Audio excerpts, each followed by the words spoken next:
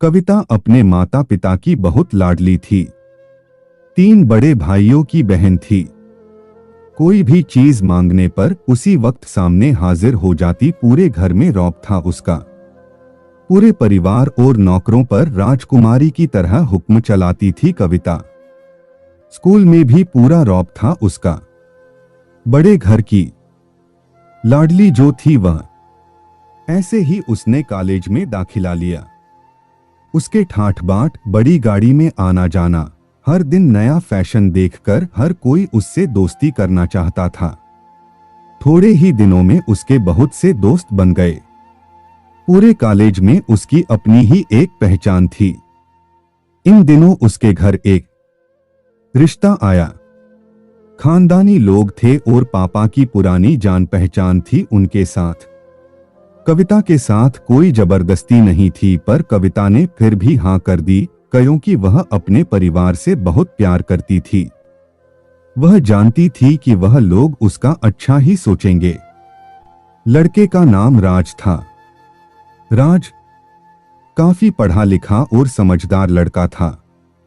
ससुराल वाले भी बहुत अच्छे थे। ससुराल में कविता की जगह वैसी ही थी जैसी कि मायके में।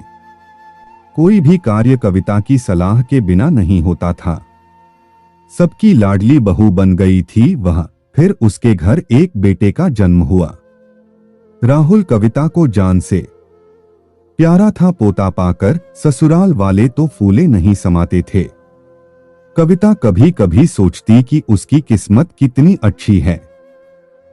उसका हर अपना उसे कितना प्यार करता है। चाहे जीवन में कैसा भी समय आए, मेरे अपने हमेशा मेरे साथ हैं। मैं कभी अकेली नहीं हो सकती। कितनी खुशकिस्मत हूं मैं।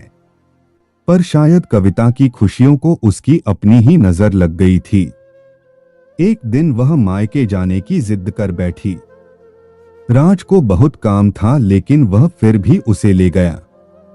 रास्ते में उनकी गाड़ी अन्य गाड़ी से टकरा गई। कविता, राज और राहुल बहुत बुरी तरह से जख्मी हो गए। काफी दिनों के इलाज के बाद राज और राहुल तो ठीक हो गए, लेकिन कविता पूरी तरह ठीक ना हो सकी। सर पर चोट लगने के कारण वह अपनी आंखों की दिनों के इलाज के बाद राज और राहुल तो ठीक हो गए, लेकिन कविता पूरी तरह ठीक ना हो सकी। सर पर चोट लगने के कारण वह अपनी आंखों की रोशनी खो बैठी। अब कविता की किस्मत जैसे उल्टे पांव चलने लगी। मायके वाले कुछ दिनों तक उसे मिलने आते रहे, फिर कभी कभार फोन ही करके पूछ लेते कि अब कैसी हो। धीरे धीरे ये सिलसिला भी कम हो गया। ससुराल वालों की सहानुभूति भी कम होने लगी। घर में किसी को पास बैठने के लिए कहती तो जवाब मिलता, बहुत काम है, अब तुम भी हाथ नहीं बंटा सकती। राज भी चिड़चिड़ा हो गया था। बस राहुल ही था उसके साथ, जिसके साथ हंसते खेलते उसका वक्त गुजरता। एक दिन कविता के हाथ से कुछ सामान गिर गया, जिसकी वजह से राहुल को हल्की सी चोट लग गई। कविता के सास ससुर ने राहुल को उससे अलग कर दिया कि कहीं उसके ना देखने की वजह से बच्चे का कोई नुकसान ना हो जाए। कविता अंदर से टूट चुकी थी। एक दिन उसने सबके सामने मायके जाने की इच्छा रखी तो राज उसे तुरंत मायके छोड़ आया, जैसे कि वह भी यही चाहता था। लेकिन राहुल को उसके साथ नहीं भेजा गया। कविता कभी राहुल से दूर नहीं रही थी, पर अपनी कमी के कारण उसने ज्यादा बहस नहीं की।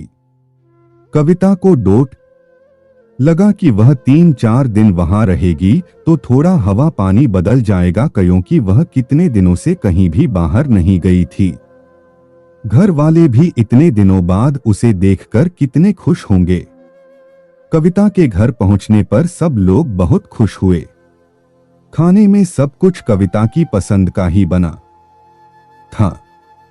उसने अपने मम्मी पापा और भाई भाभियों से दिल खोलकर बातें की।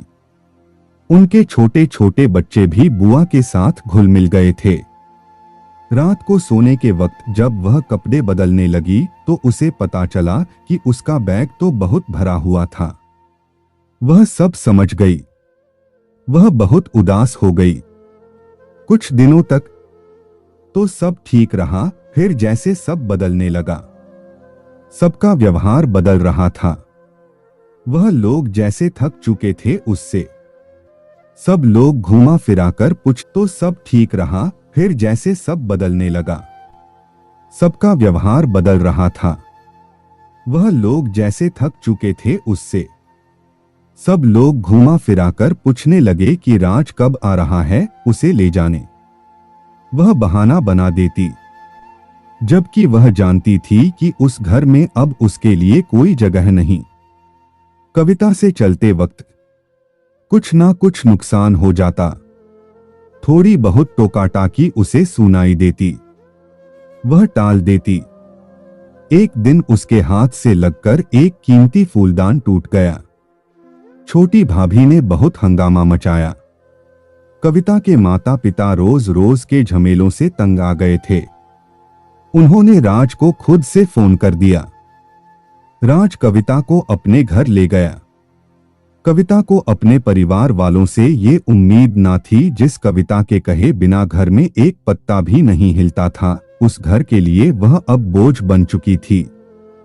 राज के साथ ससुराल आते वक्त वह बहुत खुश थी, क्योंकि वह अपने घर जा रही थी, अपने जिगर के टुकड़े राहुल के पास। परंतु यह खुशी भी कुछ पल की ही थी। सारा बंदोबस्त पहले ही किया हुआ था। कविता को सीधे ऊपर वाले कमरे में पहुंचा दिया गया। राहुल से दूर रहने की सख्त चेतावनी दी गई। एक काम वाली लता को उसकी जिम्मेदारी सौंपी गई, जो उसके खाने पहनने जैसी जरूरतों का ध्यान रखती। कविता ज्यादातर चुप ही रहती। कभी कभी काम वाली लता से थोड़ा बतिया लेती। उसके जरिए राहुल का पता चल जाता। सबकी लाडली बेटी और बहू सबके लिए लाडली से बोझ बन चुकी थी। दोस्तों, आपको हमारी कहानी कैसी लगी कमेंट बॉक्स में जरूर बताएगा। और हमारी ऐसी ही कहानी सुनने के लिए हमारे चैनल को लाइक एंड सब्सक्राइब जरूर कीजिएगा। धन्यवाद।